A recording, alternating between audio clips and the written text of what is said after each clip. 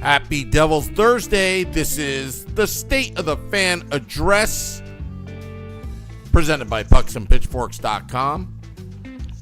Coming to you live from the Primetime Radio Studios, North and South Jersey, all over the Garden State. Streaming live on Facebook Live, YouTube Live, X Live, and Twitch on the Let's Go Devils Network. Tonight's title of this podcast, episode 320, it's Commander in Keefe. You heard that right, Commander in Keefe. I didn't make up that title, Nick Villano did. And let me tell you, I am really pumped up for this podcast because we're going to talk all things Devils, and also we have a special guest from the New Jersey Devils, senior producer, I guess, of content. Am I supposed to say that? Sam Kasan. You have to. Yeah. You have to. You have no choice. Right now, you have no choice. You have to say those things when we have the guests on, and that's their title. It's almost like, you got to say it's a proper noun, and when it's a proper noun, then you have no choice. I would have just put senior producer of digital. But he does more than digital, right? I'm sure he's the e-bub. So, he's the e-bub. Yeah, he's a jack of all C-word. A jack of all of pieces of ingestation. Yeah. It's probably a too fancy award even. But yeah, no, it's a listen. Like that, could you be more excited about this team, Sam? Like, could the Devils have done better on their back-to-back than what they did against Minnesota and Toronto? Like, it was fantastic. I really can't really think of anything. They're doing what they're supposed to be doing, and this is your type of hockey, right? Like, are you as excited as you possibly can be? Oh yeah, because I'll be honest with you, Nick. My anxiety has gone down when you play great defense. When your penalty kill is lights out, when you tell the opposition, no, you're not going to score on us, it changes the whole complexion of the game. Or at least from a fan standpoint. I'm not, like, when the Devils got all those BS penalties, in my opinion, I'm like, well, it's like, hold my beer, I'm just going to watch this because nothing's going to happen. It feels good. There's the quote that's sticking out of my head, Sam, is scared money don't make no money, and this team is making a lot of money. Because one thing I think that was the biggest problem last year is no lead was safe. And you would see these score effects everywhere. The Devils would go up by 2 goals sometimes and then just get railroaded. And like a lot of teams play like that, like they play not to lose. But I just don't think you have to do that with this team. You have the horses to play to win every single night, and not like you don't have to take the foot off the gas to worry about the next game. This team has the horses. This team has the legs. And play and again, like what they did against Toronto was interesting because they did play a stifling game in the third period. They were just like, hey, we've done it. We're up. I think they were up 4-1 going into the second intermission, and they said, okay, like we're comfortable now. Like let's see, but I'm gonna stifle you, and that's going to be my main goal. But I'm going to get offensive chances, and they had. I know you don't like analytics, but like they're good for some things, and like the XG, which is just basically your offensive output. Their offensive output was better than the Leafs in the third period, with the Leafs down 3 goals. Right? Usually, you see score effects where a team takes a step back, but they kind of killed it. But I know we have our guest, so Sam, do you want me to introduce Sam since this is kind of Sam squared? I have to do it. With Okay. with the first name being the same, I have to do it. Yeah, do it. I even would. Yeah. Well, anyway, let me get our next guest on. He's in the Andy Green room, waiting patiently. His name is Sam Kasan, good friend of the podcast. He is the New Jersey Devils senior producer of content. You can find him on X at Sam I Kasan. Sam, welcome to the podcast. What's up, guys? Sam, Nick, thanks for having me. Excited to be Thanks, here. Sam.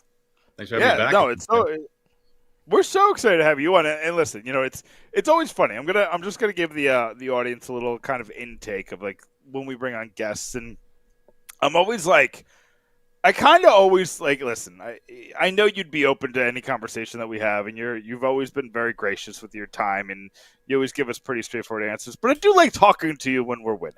It's a lot better to talk to the guy who works for the Devils when we're winning. And I kind of just want to jump in right there. Like, what are the vibes like right now? How does it feel to be kind of like, in that ambiance while the team is on a win streak like it's doing right now? Yeah, they're on a heater.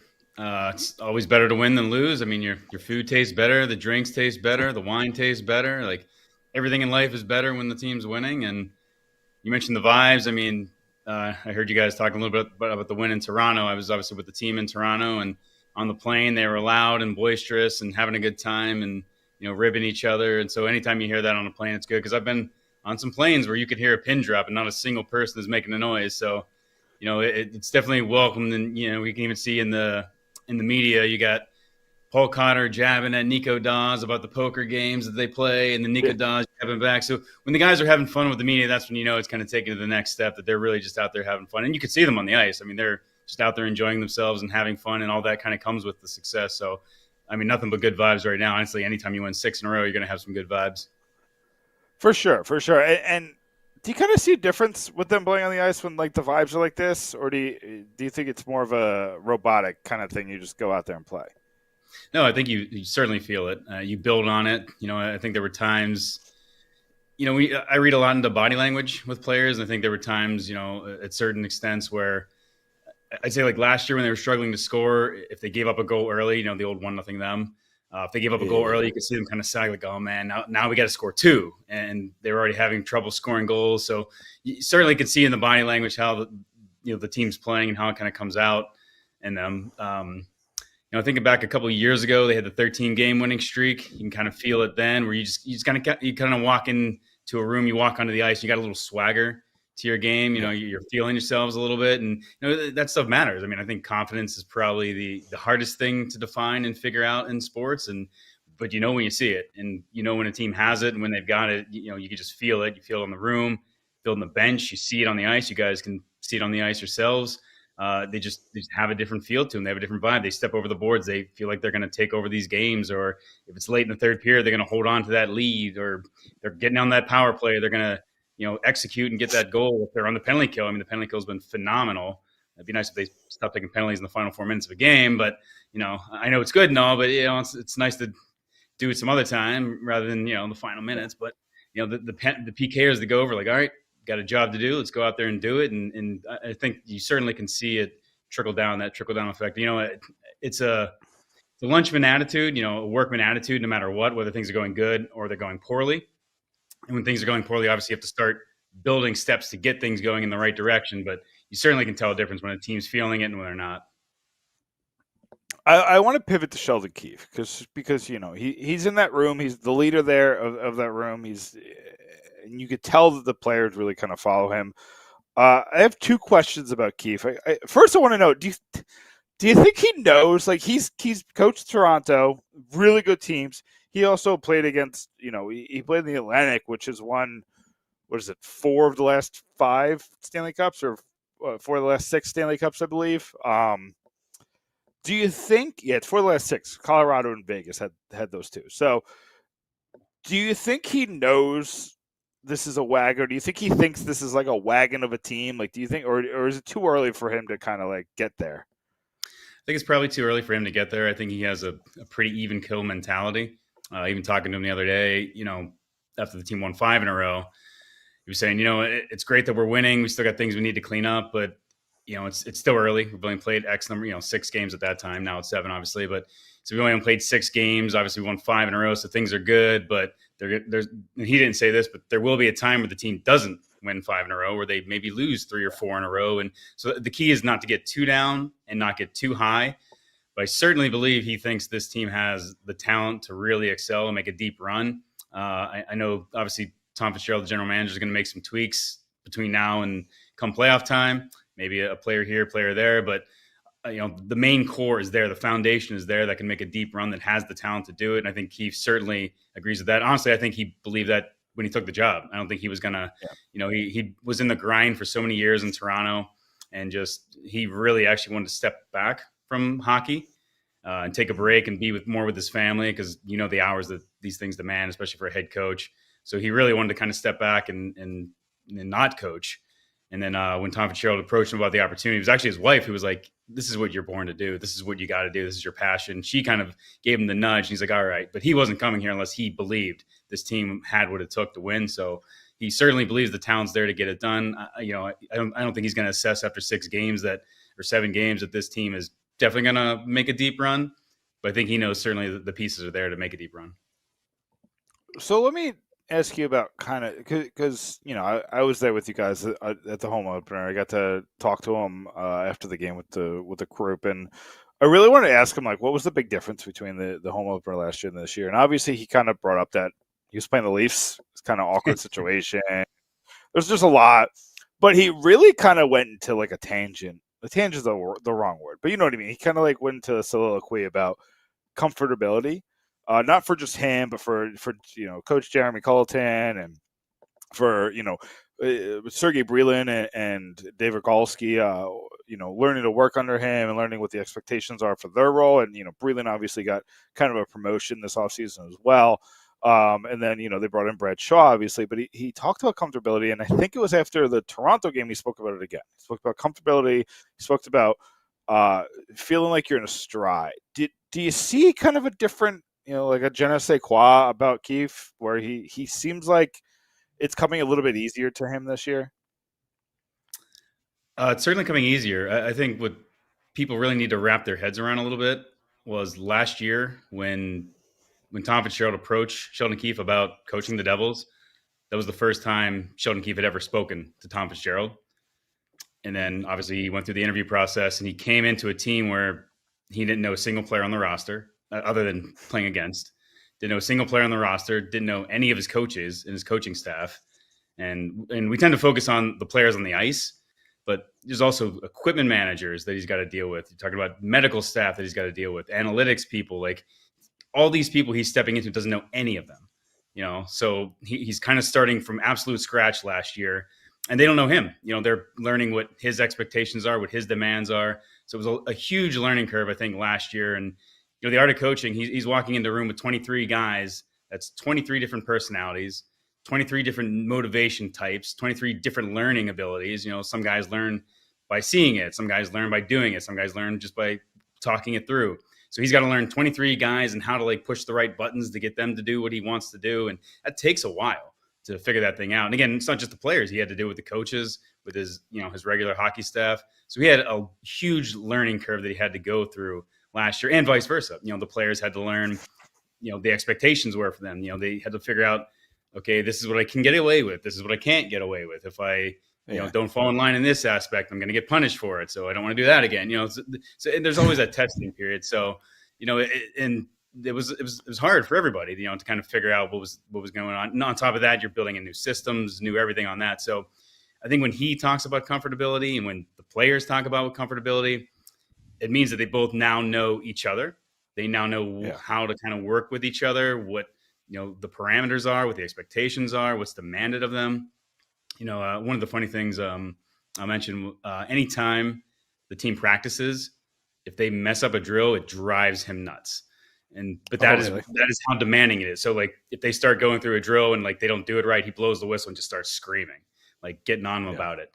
And, I think might have been Brendan Dillon I was joking about with it. He's like, yeah, man, like we're so like when he goes over the drill, we're all like locked in because nobody wants to be the one guy that messes up the drill that gets everybody yelled. You know what I mean? So those are the things they had to learn, like what is expected of them that they can't get away. It was like, all right, we really got to focus here. We really got to pay attention. We really got to dial it in.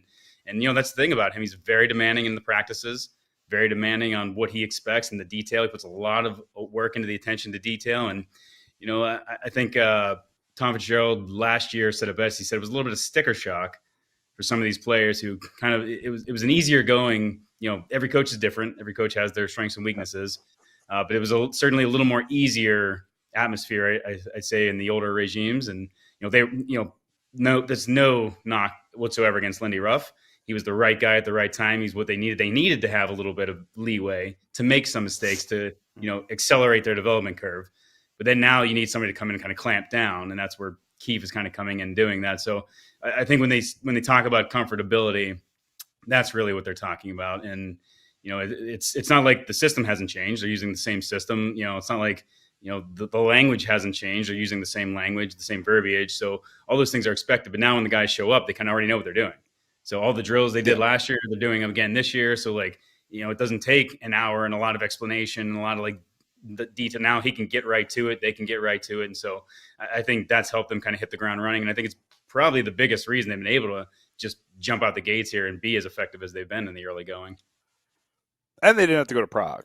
I'm sure that helps. Going back to international travel has its drag on you. Yeah, then it shortened the preseason for the stars. There's a lot of I actually wrote about this last year. I just really thought Tom Fitzgerald especially had his work cut out for him. Just new head coach. He was coming off an injury. There's a lot going against them with having that Prague trip just that year. I think this year would have been a lot easier, but it is what it is.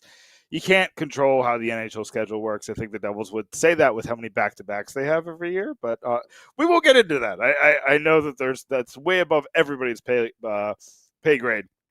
I do want to talk. You talk about development curve, and I don't think there's anyone who's watched a Devils game who isn't impressed with Arseny Gritsik and his development curve, how quickly he's taken to the North American game. Usually you see a lot of Russian players who's never played in North America have issues with the ice sheet, have issues with the speed, have issues with the hitting, and he's incredible. I mean, he avoids hits like Jack Hughes does. He is really good with the puck on a stick. He knows when to shoot and when to pass. So first I want to ask, like, what do you think of him now that you've seen him for, 7 games plus 6 preseason games? I mean, as advertised, we heard all about the I'll be honest, I didn't see, other than a couple highlight clips on Twitter, didn't really get to see him play in the K. I know the front office had reports on him that they were really excited about and really high on him when he was coming over. Obviously, you never know. As you just mentioned, there's some guys come over and they figure it out, and some guys come over and just doesn't work out. They dissipate, they fade out, and it just doesn't work. So you never know until they come. But certainly the potential was there, and the organization was very high and excited about what he could do. I will temper, it's only 7 games. But certainly you saw the shot during the preseason, and then the playmaking ability, the smarts, the IQ. There was the play. I was with Matty Lachlan. We were calling the game on Long Island, and there was a chip out on the wall. Paul Cutter's just chipping the puck out, and Gritsuk, I think Schaefer was actually the defenseman who kind of like got caught flat, and Gritsuk immediately realized that he's flat, starts up the ice before the chip even happens. And then when Paul Cutter chips out, he's got the breakaway, which he ends up scoring on. but the hockey sense and the hockey IQ, like his ability to kind of anticipate, has been great. And I'd say the thing that impressed me the most, because I mean we heard all about the offense, but his commitment to defense is what impressed me the most. And not just his defense or defensive ability, but to be good and really good and excel in the National Hockey League in defense, it's hard. And you really have to want it. Nico Hischier is one of those guys. I'd say, 90% of the players in the league don't really want to play defense. They have to, so they do it, and it's part of the job and part of the and there's a certain few 10% that really lean in and really love it and are passionate about it.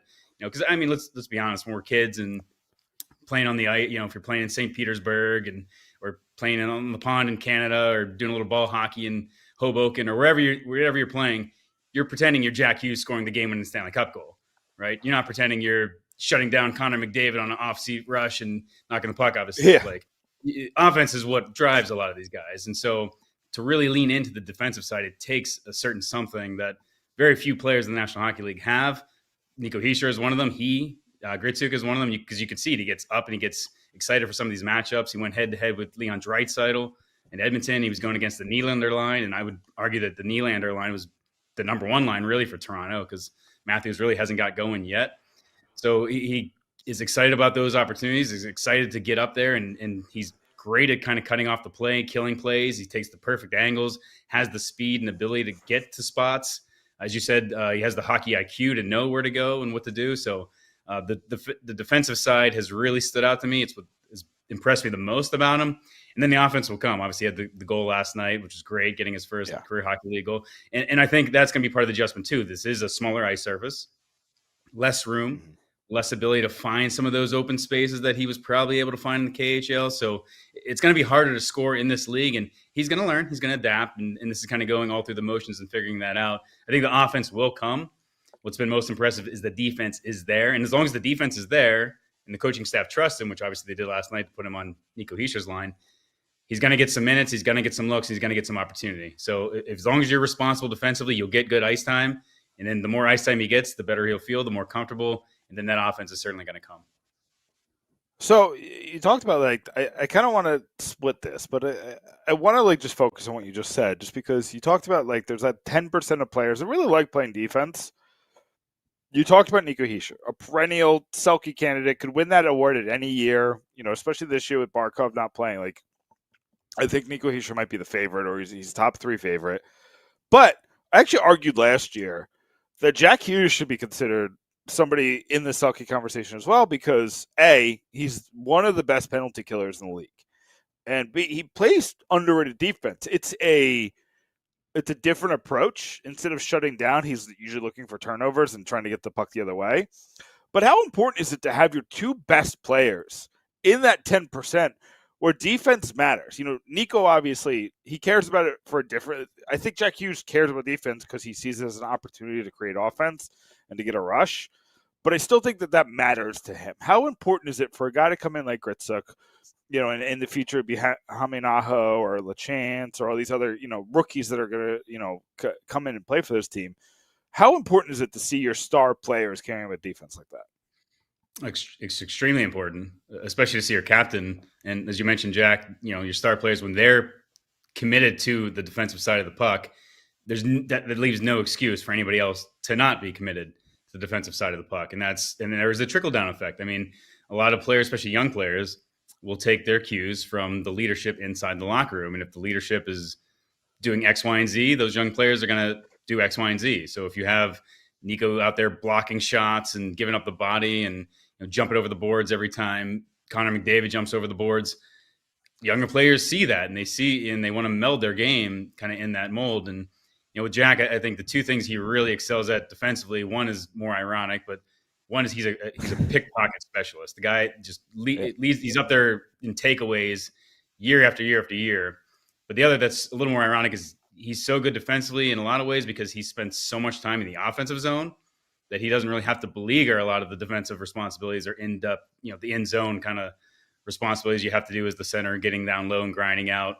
So he spends so much time in the offensive zone, especially his line, that, whatever line they're out there against, if it's one of the top lines for the opposing team, that opposing team's just running around chasing him around all day. So he can wear them out so easily. And obviously you see the skating, the ability, and we can go on and on and on. But what makes him such a great defensive player? And I will say the attitude, the reason he's on the penalty kill or got on the penalty kill is because he wants to be on the penalty kill.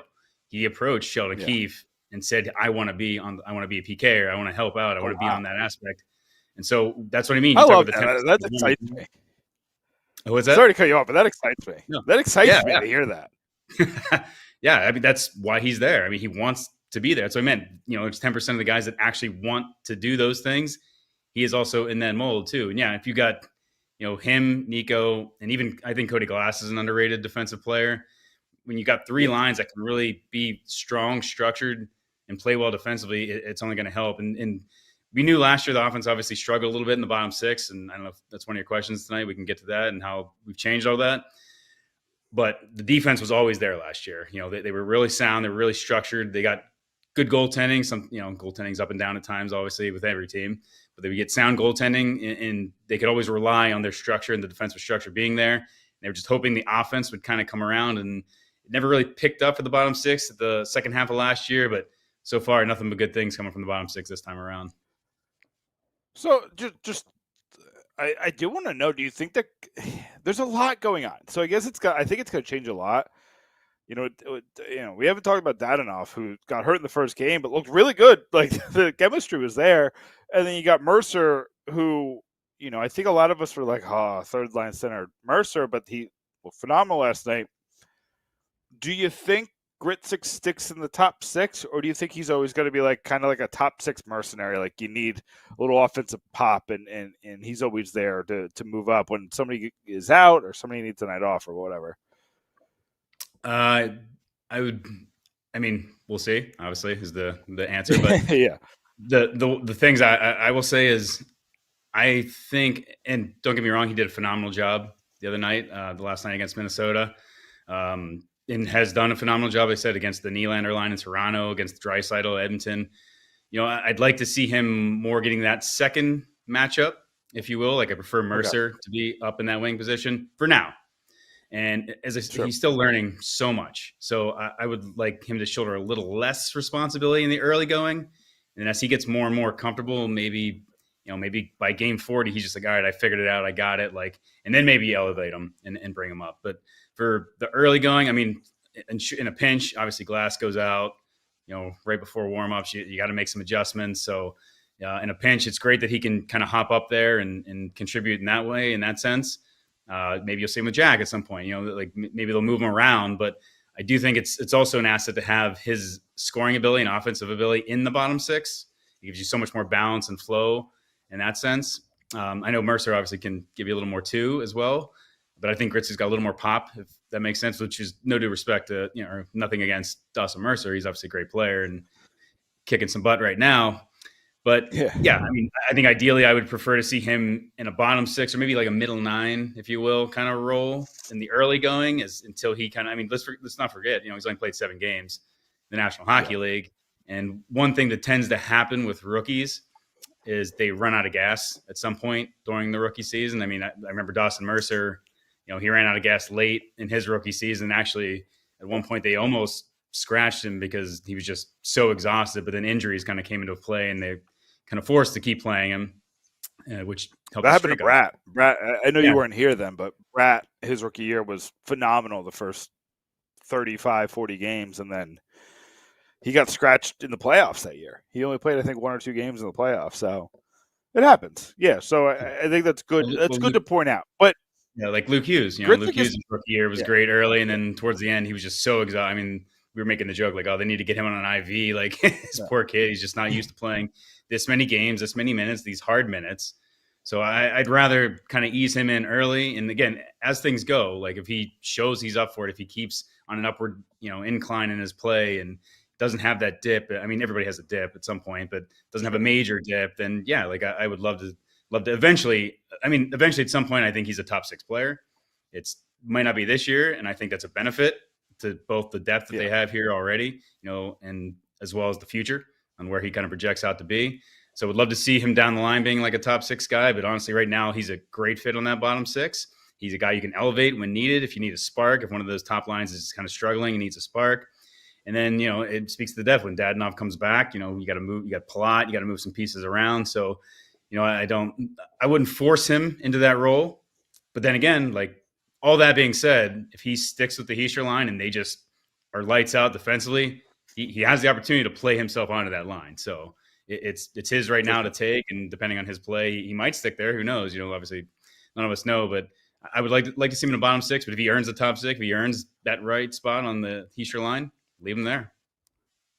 And he's a little bit different of a rookie, right? He's 24 years old. Right, he's old. Like a lot of these guys are 19 or 20, and he played 4 years of professional hockey. So he, and the KHL season, if I recall correctly, is like 59 games. So it's not 82. It's definitely, even with the playoffs, like you're not going to get to 82. So I do expect a little bit of a, like you said, a little bit of a fall off towards the end, and hopefully you could kind of, Sheldon Keefe could do a good job of maybe giving him a couple 10-minute nights going into the playoffs to kind of get his energy back up. I real quick, did we get any update on Glass today? I know Sheldon Keefe said he doesn't expect to be too serious, but do we know if he's available at all tomorrow? There was no practice today, so the team had an off day, scheduled off day. They are morning skating tomorrow at 10:30, so we will be asking him at around 11 o'clock-ish. So check out the Twitters then, and we'll get you whatever update there is. But I will say, he woke up with the intentions of playing, so it's not like it's too bad. But that being said, sure. You never know. You never know. Same thing with that. Yeah, that came in. Dadonov they didn't think it was going to be bad initially because the imaging didn't show any break, and then he did another one and showed the fracture. So you just never know. But hopefully, knock on wood, he's good to go tomorrow. But we'll see. Sam, I don't know if you know this. We actually had a doctor on the podcast last week to ask him about that. I wanted to know why were X-rays negative, and then he had a broken hand, and he explained to us that you have different levels of imaging on the road, and you have this instant imaging that's not as quality as the one that you go to the X-ray place. It takes a day or two. So, that was really interesting to kind of get that insight of why, because a lot of Devils fans are asking why were X-rays negative, and now he's out for 4 to 6 weeks. We got that answer. So that was really good. I know we're a little over, so I want to just ask this one last question, kind of.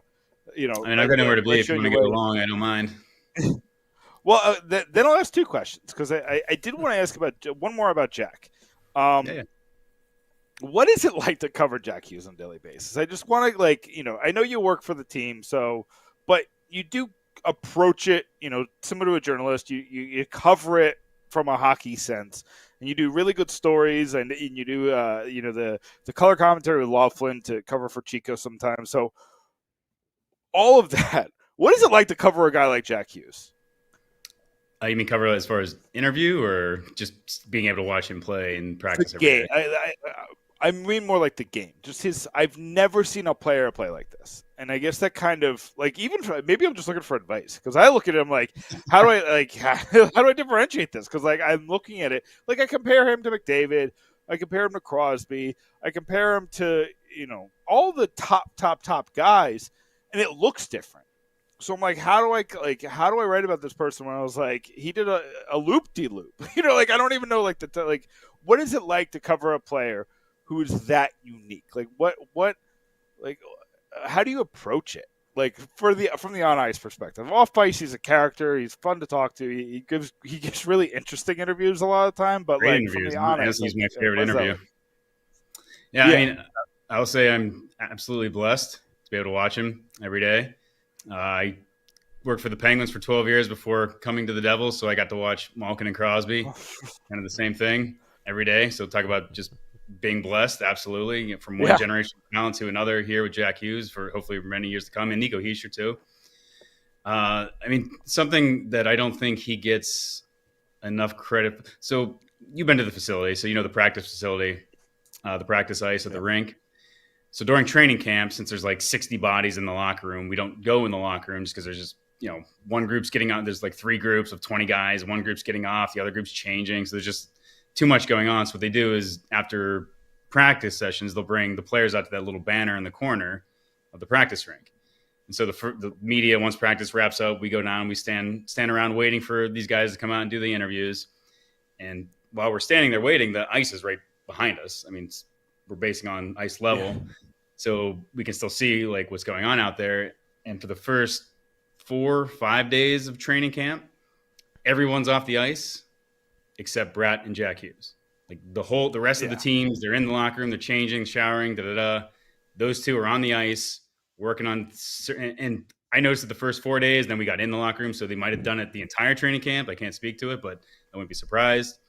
But they're working on passing, and they're talking, and like, all right, if I'm at this angle, I want the puck here, or if you're going to find me around this corner, hit this pass. And they practice passing from a standstill, passing from while you're in motion, like all these things. So we watched them on the ice. We're like, oh my God, these guys have great chemistry. It's not like that comes out of nowhere. I mean, these guys work on this stuff time and time again. And actually, Connor Brown, ironically, was asked kind of a similar question, how, comparing the two. And the one thing he said is the way they prepare. I mean, they're different personalities, McDavid and Hughes, but the way they prepare is exactly the same. I mean, they put in the work, they put in the time, they put in the effort. And Jack is a different player. So, like McDavid is a speedster. I mean, he just hits top end speed faster than maybe anybody in the National Hockey League. And then, you mentioned Sidney Crosby. He's a grinder. Like, he's a guy that can protect the puck. He's got amazing lower body strength, so he can carry it, protect it, shield guys off, back them off, can cut to the net. With Jack, I would say if he's not the best skater in the National Hockey League, he's top 3. And that's what separates him from everybody else. So he doesn't have to hit top end speed because his agility and his ability to cut and jump on his edges and pivot and kind of change direction is better than anybody in the league. And there was a play actually in against Minnesota. He was in the corner in the offensive zone, and he's getting chased by I don't know who, one of the Wild, and he starts full sprinting, full speed up towards the blue line. And I was like, at first I was like, I don't know why he's going so fast. He's gonna I thought he was just gonna exit the zone, regroup, and come back. And he's full speed coming up to the blue line. He hits the blue line and stops right on a dime, and then cuts right back down, and the defender just broken ankles, gone by. And those are the things that separate him. And I think even when he got the the split goal where he maneuvered through 3 different Edmonton Oilers players, what happens on that play, if you guys watch the play, before Pesce gets him the puck, he sees that there's an opportunity there, and he's outside the blue line by the wall. He starts skating towards the middle because he's already anticipating, because that's, again, the hockey IQ. He's already anticipating he might get this puck. So he's already got full speed. So he's kind of cutting, laterally across, catches the puck. And when he does it, he just jumps on his edges, and that pivot allows him to go 90 degrees. Now, as soon as he hits 90 degrees, now he's able to cut between 2 players who are kind of standing still. They can't get to him. So now he's got one more guy to beat, and he pivots again onto his left side and just darts like another 35 degrees out this way to get himself wide to create space and separation. And then, of course, the shot goes in, a beauty of a shot. But his ability to skate and pivot like so quickly, it's why defenders honestly back off him so much, because if you try to step up on him, he's going to make you look silly. He's going to make you look stupid, and nobody wants to be stupid. So they tend to back off. And, we talk about every hockey player, you talk about cliches in interviews. Take away time and space. Take away time and space. Take away time and space. No defender in the league wants to go at Jack and take away his time and space because they don't want to look silly. So they all just back off. And if they'll try to layer it, so if one guy gets beat, there's somebody behind him that can handle that. But his ability to kind of make those moves and draw on different players. If he beats one guy, the second guy's got to layer up and help him. That opens up a Brad or a Palat or whoever. Like, he just creates so much on his own, and that's why I think the skating, like, he's not the top end speed of McDavid or even a Brat, honestly, but his ability to pivot at high speeds and maintain balance and shift his body and shift his weight. I mean, I can't think of anybody else that's able to do that in the entire league or similar in that fashion. Even Brad's not really that kind of way. Brad's shifty, but he's not like hitting the edges and sometimes Jack's like this when he's angled up, and it's like, I don't know how he doesn't fall on the ice, honestly. Like, his balance, his coordination, just sometimes he does, but he gets right back. Sometimes he does. Yeah. Sometimes he's a little overconfident, like, he believes in himself. Yeah. But yeah, if you're looking, it's hard to describe his play, but I'd say his skating is top notch above anybody else in the league. You brought up two things that kind of remind me of some things. So I was going to bring up that exact play about him running full speed to the blue line because you just reminded me of how incredible that was. But he literally, the guy kept the defenseman just kept going because he's like, I can't stop. So he was out of the zone and Jack was going the other way, and that gave them for a couple seconds of 5-on-3, and that that's important to get open ice and big chances. But you brought up his hockey IQ. And going back to 2019, we want to pretend like it wasn't a conversation between him and Kakko, but like people like Bob McKenzie, one of the best that was out there, was having this conversation. The big analysts were saying it is a conversation between Kakko and Hughes. And the reason we went with Hughes at Pucks and Pitchforks is because I watched him at the U.S. National Training Development Program. And you could tell he was the smartest guy on the ice every shift. And he was playing with incredible talent. He was playing with Zegras. He was playing with Caulfield. He was playing with some of the stars of the game today. So he had a ton of talent around him. And he still just stood out with knowing exactly where to put the puck, exactly where to skate, exactly how fast to skate this place. And all these calculations are going on his head in the middle of a hockey game, which is the fastest sport that there is. And it reminded me of Barry Bonds, which is like a strange comparison to make, but like, follow me here real quick. Barry Bonds used to sit in the dugout and call pitches for the other batters. Be like, that's a changeup before they get, just in the windup, because he looked at every single detail, every single at bat with every single pitcher, with every, he was so meticulous, which is so unfortunate that Barry Bonds did what he did to kind of take the advantage, because he had these advantages just from the mind. Hughes is doing that. He is so on top of every little detail that happens in every little play. And I look at that 3-on-1 that you were talking about where he scored the goal. Was that against Columbus? Edmonton. No, that was against Edmonton. You mentioned that defensemen are hesitant with him. The reason that 3-on-1 works so well is because he froze the defenseman. He skated through the two, I think there were two forwards, skated through the two forwards, and the defenseman froze. And didn't attack him because he didn't know if Jack Hughes was going to skate between the two again and cross him. So he just kind of froze. And it's that understanding of what he's done in plays before that is giving him opportunities now that he can, now I can just take the shot because you're not moving. You're stuck there. You've got cement shoes right now. And yeah, I'm astounded by him every day. Covering more games in person this year. I've been doing this a long time, but just watching him, there's no one to compare him to because he's just the smartest guy on the ice every time I see him. But he's also, like you said, he has a top 3, if not top 1 skill in his agility. So it's those two things together is just, it's impossible to kind of put a number on it. Like he could score 150 points. I wouldn't be terribly surprised just because he has all the tools to make it and the Devils are starting to build around him. So I think that that's there.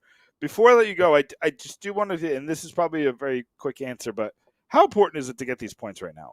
I went into this month hoping for hockey 500 because of the schedule. Nothing against the team. I think the team is good. You can ask Sam, the other Sam.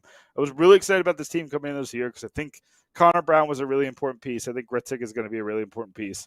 But I didn't expect this at all. How important is it to get these points against these teams? It isn't in some sense.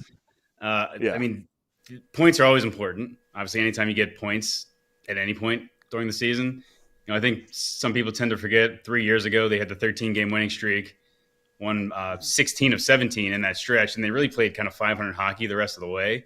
But it was enough to have them have a record-breaking, franchise-setting, 52 wins and nearly 1 point off from winning the division. So, these points are important now. They're going to dictate later on down the road where the Devils are, whether they're competing for a division title or whether they're competing for the conference title to get home ice advantage. So certainly important in that sense. Beating these teams, as you mentioned, that's the second word. I think that's really what the bigger emphasis is for me. Beating these teams right now and showing what you can do. It's like Tampa Bay is no slouch. They've been to many cups. They're always competitive. Edmonton and Florida speaks for themselves. You're talking about the back-to-back Cup champion, the back-to-back West champion. Toronto has been, a juggernaut for the last several regular seasons, and they're always tough to play in Toronto. And it's not that they're beating them, but they're pretty much beating them handedly. I'd say when and doing it in different ways. So I think that's the bigger takeaway is they're doing it in different ways. You go into Tampa Bay and, they're trying to rough them up. They're trying to get in their face and draw them into some nasty post whistle stuff. Like, we're going to skate away from that stuff. We'll answer the bell. We're going to skate away and score 5 goals on you and just embarrass your all-star goaltender. And you go into Columbus and it's a 2-1. They're grinding it out, holding on to the lead, playing it down to the wire, can play that defensive structure, really relying on the defense and the goaltending. Edmonton wants to open it up. They want to play a little pond hockey. All right, we'll play a little pond hockey with you. Next thing you know, Devils are up 4-1 and running away with it. Same thing, Toronto wants to play a little pond hockey. And Devils are like, all right, you want to play transition game? We'll play transition game, pouncing on some of those turnovers. And, we're scoring. They're up 4-1, running away with that one. So it's the way it's not that they've beaten these teams, it's that they've really dominated these teams. I mean, even, Toronto, they were trailing 1-0 after the first period. I think the shots were 16-6. Like the Devils dominated that first period. They just happened to be down 1 goal, and then the floodgates open in the second. They're up 4. So I mean, they're big games, obviously, and early in the season. I think the thing is early in the season it's hard to judge where teams are. Everyone's still finding their way, like figuring out their own identities, who they are. So on the one hand, like I think it's more telling once we get down the stretch and everybody's playing for something, and that's really when you want to see them beat these teams. But that doesn't mean it doesn't mean anything. It means a lot. And I think it means a lot for the guys in the room who are trying to build something here, build something sustainable, and showing what they can do, the versatility that they have. They can beat you in all these different fashions. They can, if you want to go up and down the ice, they'll do that. You want to play a little more sound defensively, they'll do that. You want to play tough and physical, they'll do that. They can kind of mesh and mend. And I think learning how to do that and learning and believing in your game and believing in your system, it's only going to lead to them to have more buy-in, and it's only going to lead to more success down the road. So I think that's the bigger takeaway because, they won all these games, but they also have done it in a way that's gotten them to have a little bit of a swagger. When they enter in some of these buildings, they walked into Toronto and just like, we're ready to own the place. And that's the bigger takeaway here. It's not, the wins are nice. It's great. The points are great. Those are going to be very, important down the road. But the bigger thing isn't necessarily the wins. It's the way they're playing right now, the swagger they're playing with, and how it's kind of feeding into their belief in themselves and their system and what they're doing collectively as a group. So, again, you'd rather win than lose, obviously. So the wins are great. The points are good. But I think the way they're playing, the bigger takeaway, the opponents they're beating, the bigger takeaway, and what this means for them building and building. Because, that's ultimately the goal here is we want to build and build into something sustainable. And I think last year they built the defensive side that's sustainable. They could always rely on the defensive structure at any point. They had a billion injuries. They had lost all their defensemen in the playoffs. They still had good goaltending, good defensive structure. Now they need to take kind of that next step. And I think these wins, these early wins, and showing the versatility in their game, that is kind of them taking that next step. Now they got to sustain. I completely agree. I think you hit something that I was going to touch on real quick, when you left, but I'll touch on it real quick right now. They added grit last year in the offseason, and a lot of people were like, they overdid it on the grit. They did too much grit. You went for Pesci, you went for Dylan, you went for Cotter, you went for Nason, you went for all these grit, and you slowed the team down a little bit, and there was numbers to back that up. I mean, they made the playoffs. You can't take that away from them. But this year, he added speed. Connor Brown is fast. Evgeny Dadonov is fast. Arseny Gritsik is fast. He had a lot of speed to this lineup, which I think, it I don't want to say it balances it because I think it's more than that, but it adds the element that you were missing last year while not, like, he didn't overreact and, I don't even want to speculate or, put you in that position, but he didn't, make a trade, be like, oh, this didn't work or anything like that, right? He kept everything that he did last year because he liked those elements, but he had the elements he was missing. And now you got a balance, and I really like it. I really like where we're going with this, Sam. I'm really excited to talk to you. I think this was, fantastic. I really appreciate you giving us this extra time. It's been a fantastic conversation. I'm going to be gushing about this Jack Hughes conversation. Me and Sam, or the other Sam, are going to be texting about this. Just be like, man, all these things he said about Jack Hughes was crazy. But But take a minute, let everybody know what you got working, where people can find your stuff, and anything you want to kind of promote.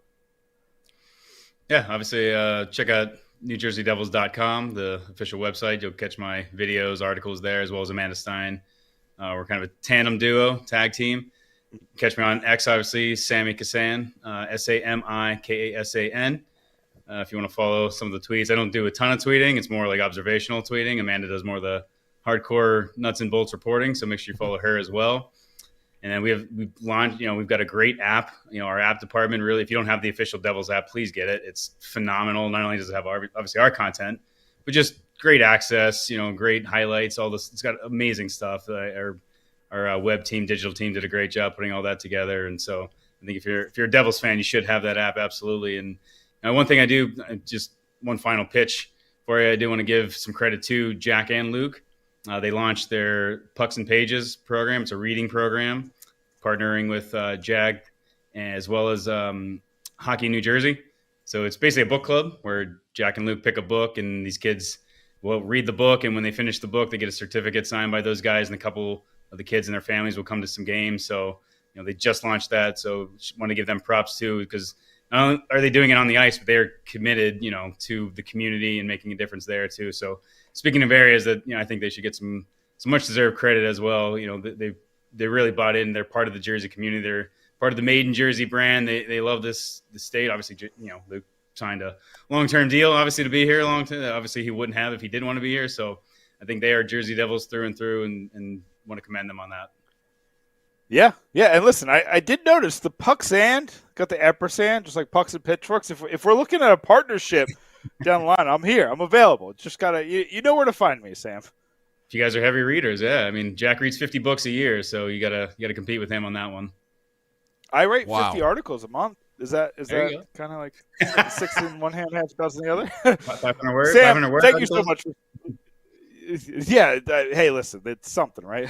But Work Sam, matters. I really appreciate you spending time with us tonight. Sam Kasan, New Jersey's senior producer of content. Of content. Sam hates the word. The other Sam Wu hates the word content, so I have to say content. But no, you guys are killing it. The Devils download is great. Really love that addition this year. Mm-hmm. You and Amanda are killing it. I appreciate you spending time with us, spending extra time with us. This has been gracious, and we'll definitely have you on again soon, Sam. Thanks, Nick. Thanks, Sam. Appreciate it. Appreciate the time. I'll see you guys at the rink. Yep. We'll see you. That is Sam Kasan of the New Jersey Devils. It was confusing for me, Nick, having the same name as Sam Kasan. You kept thinking I was calling for you? Yeah, that's why I kept on coming back, then leaving, then coming back, and then leaving. Wasn't sure. Yeah, it's okay. Hey, listen, but we also went to overtime, so I probably threw you off because we listen. If a guest comes on and says, "I got time for you," then I got time for them. Then you milk it for all the way. Yes. Now, this is gonna be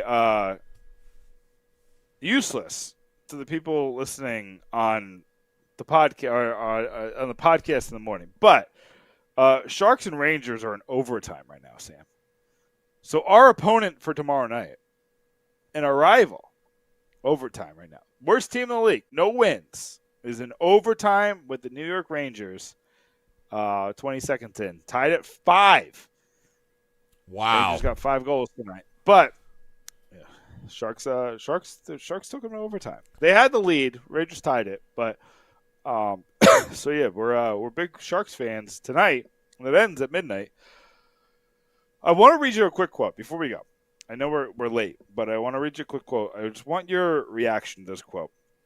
This is from Minnesota's Matt Boldy, and John Bailey wrote about this on Pucks and Pitchforks because I think it's an incredible quote, and I think it's telling about the difference between this team and probably the last 10 teams that the Devils have had. Matt Boldy said, "It's like a playoff game versus the New Jersey Devils. You have to advance pucks. You have to make the right play, win battles. You got to make the right play always. They make you pay when you don't." That quote alone, Sam, and people are calling me crazy. They're calling me, this is too soon. We saw what happened last year. We saw what happened the year before. We've seen what happened with this team. They get hot early. They fall off. They lose it. Nobody was calling this a playoff game in October. Nobody, because it wasn't, right? It was what did they call it? Instagram hockey. Mm-hmm. You can still make Instagram plays in playoff hockey, right? You can make plays that are highlight reel in playoffs, and the plays they're making right now will work in the playoffs. The forechecking, the turnovers, the how they're relentless.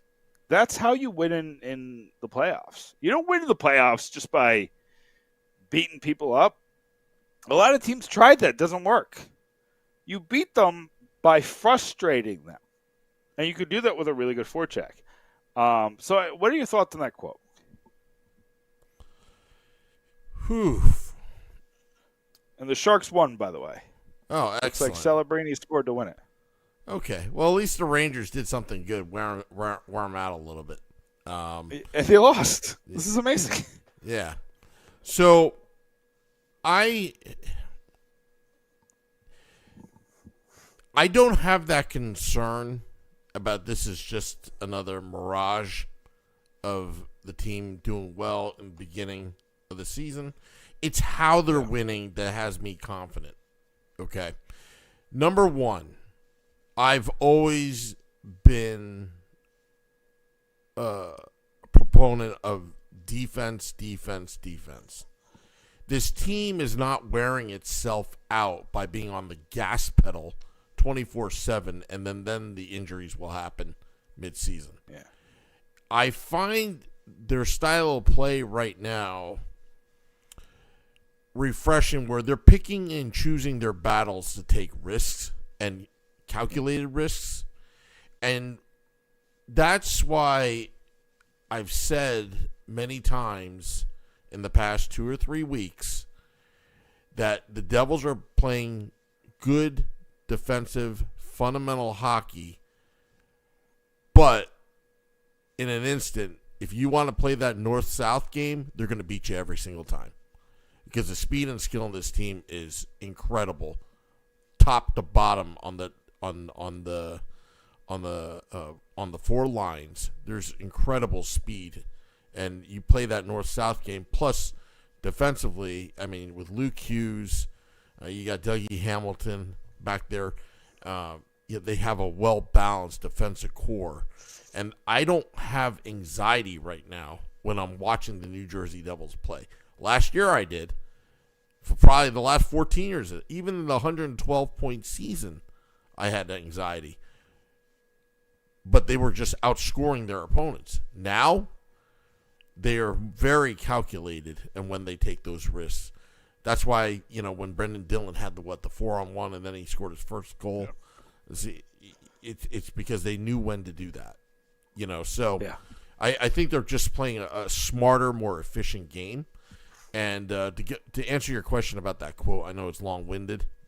Yeah, they're playing playoff hockey right now. I think that's it. Yeah. This is playoff winning hockey. Yeah. This is how you end. And again, I don't. A lot of people were calling me crazy on the social medias for going a little too overboard. But Sam, when I talked to Sheldon Keefe, he just looked like a different man than he did last year. And you got to remember, listen, he was working out the family situation.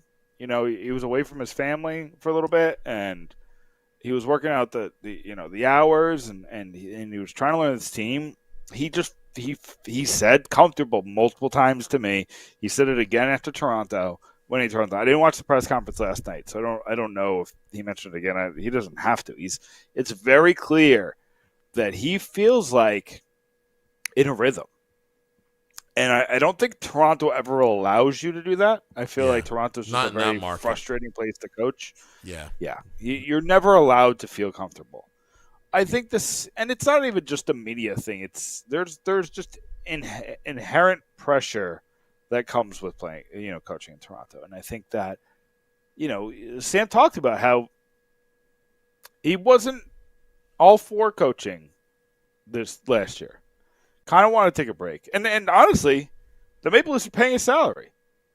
I don't know what it was, but I'm sure it's in the millions. I would like to, if somebody wants to pay me millions, chill.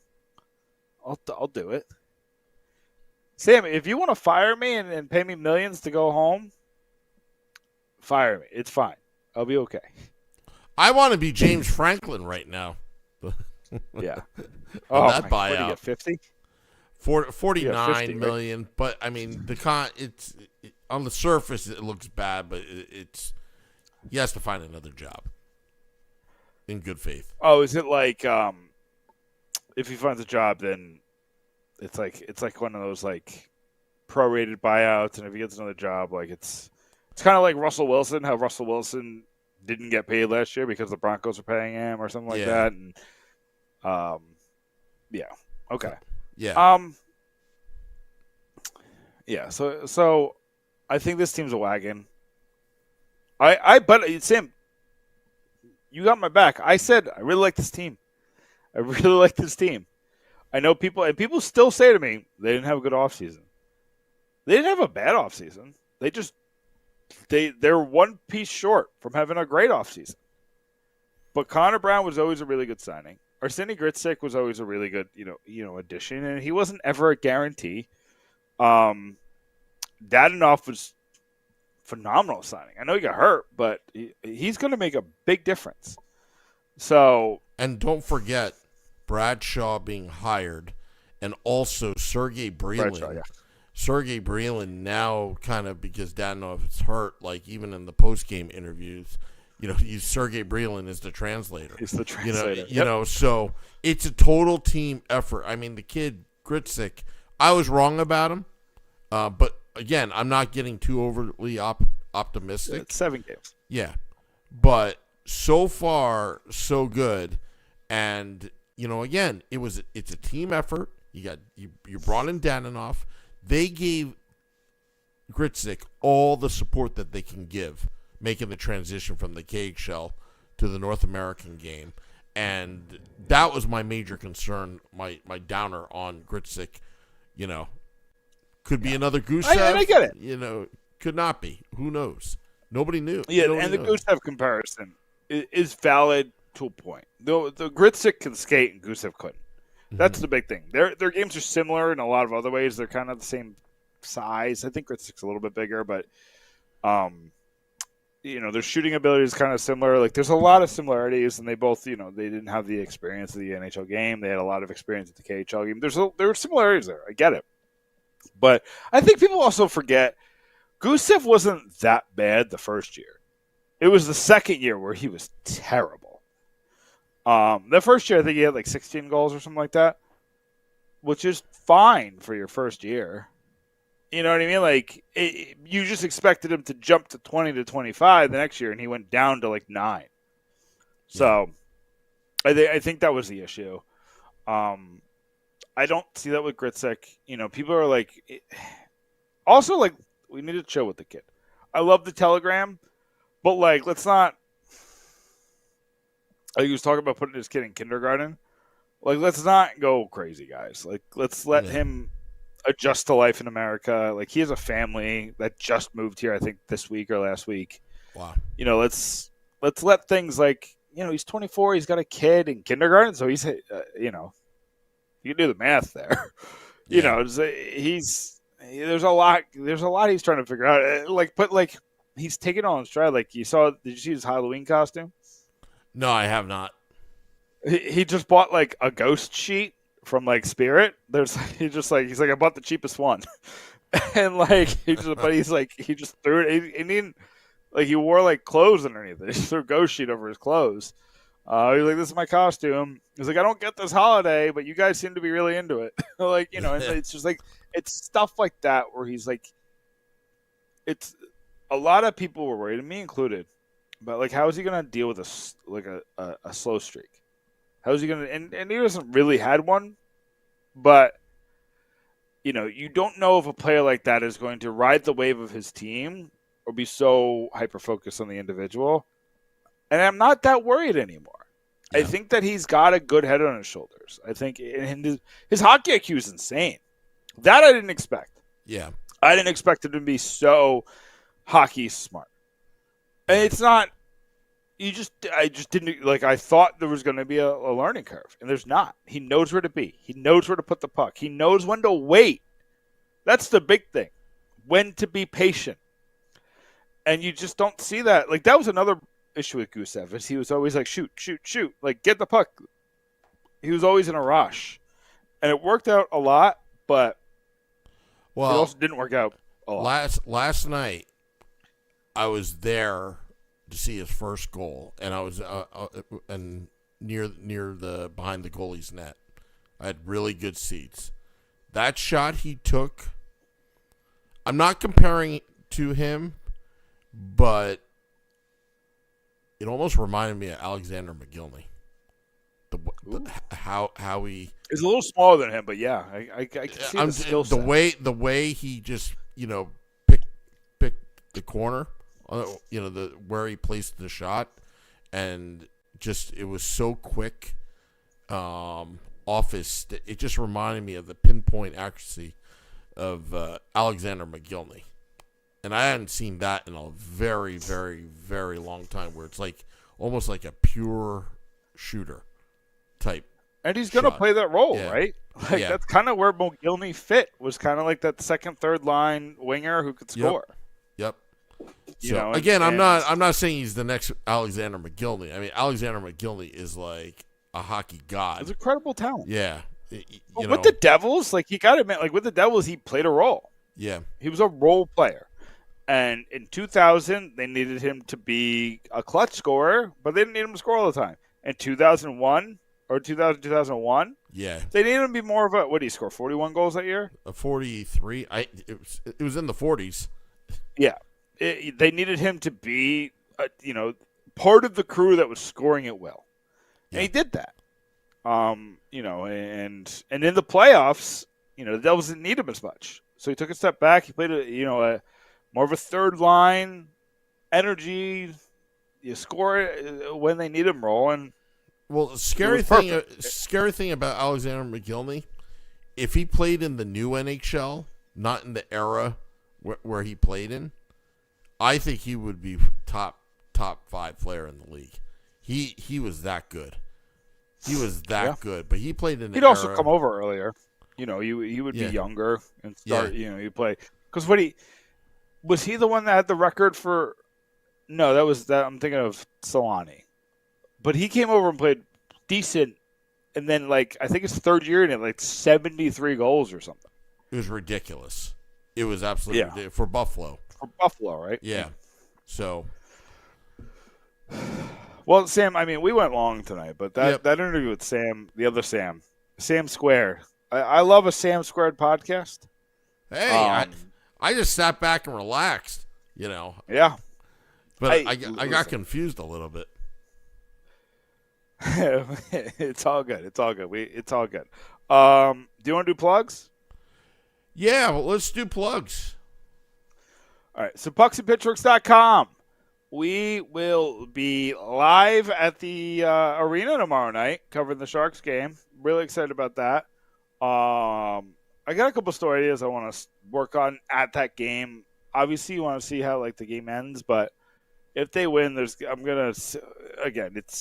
the way it works is you kind of take who's available, and they usually make 3 or 4 players available. So we'll see who's available, and we'll go from there with what quotes I end up putting in stories. But we'll be on what's the word I'm looking for? On location tomorrow to cover the game. So that's tomorrow. Tonight, I expect John Bailey is going crazy right now. He wrote the story about the quote from Matt Boldy. I expect him to have one on Nico Dawes coming out. That should be coming out tonight. And then I believe we have one on – there's another one coming. But I wrote about, real quick, former Devils player said he thought he lost his eye against New Jersey when he played them this year. Really? He said, I thought my eye was in my glove. So you're going to have to go to pucksandpitchworks.com to see who thought they lost an eye against the New Jersey Devils. Former Devil. Guy, he was teammates with a lot of these guys, and then he thought he lost his eye. Crazy story. But that's on pucksandpitchworks.com right now. And then I'm going to write one more. I'm going to write this tonight. I wasn't sure if I was going to write this tonight, but I'm going to say, Sam, I think Dougie Hamilton is making the Scott Stevens transition. And that's all I'm going to say. Oh, he definitely And I think is. it might save his Devils career. I think he might make himself too important to trade. And I think he studied it. I think he sees the value in it to what this team is doing. And I think that it could be key to this team being a true contender. Pucksandpitchforks.com. That'll be up tonight. A couple of articles up tomorrow. The one about the eye, up right now. Go to pucksandpitchforks.com right now. Pucksandpitchforks.com. So I have a couple things to plug. Tomorrow, going to have the morning woo. I had a tough time getting up this morning, especially when I didn't have my safety net, Mrs. Wu, to wake me up because she had left to go to work early. So I was a little late to the morning woo, but that's okay. It was done after a late night out after the Minnesota Wild, Devils beating them the night before. Also, big stage tomorrow outside American Whiskey. I'm gonna blast that new song on the big stage. Jack Hughes on Fire. Did you listen to it yet? So you're talking about Pink Pony Club. I haven't. I'm sorry. Today was insane for me. I'll listen to it. I'll send you again because now you're going to get the edited version. I was just sending a proof of concept. I didn't realize I was an AI music creator, but I am now. And Sam, I'll be on the big stage too with you. Oh yeah, yeah. You'll be on the big stage. Short Sky will be there as well. Come meet us. I love shaking hands and kissing babies. Yeah, exactly. But we'll blast that song, and that's about it. Yep, we'll be at American Whiskey, 51 Edison Place, across the street from Prudential Center next to Championship Plaza. So, yeah. Well, that's the music, Nick. Want to thank Sam Kasan for coming on to the podcast, giving some extra time. Want to thank all those tuning in. Dropping the podcast in about 20 minutes. And we've got Game Day Live tomorrow at American Whiskey and Devils After Dark after the game. I hope to see Nick in his press credential gear tomorrow. Devils After Dark after the game. After the Devils play the San Jose Sharks. Again, it's going to be a trap game. I'm calling trap game, but we'll see. Let's see if the Devils can make it 7 San in a Jose row. is going to be tired. They're going to be tired. I think the Devils. I think it's a different team. It just again, you can't get too 7-2 complacent. game. Can't get I know, complacent. but I think they're going to do well. I think maybe San Jose goes up 2-0 in the first, but then I think New Jersey locks it and tightens up. All right. Well, we'll find out tomorrow. Till next time, let's go Devils.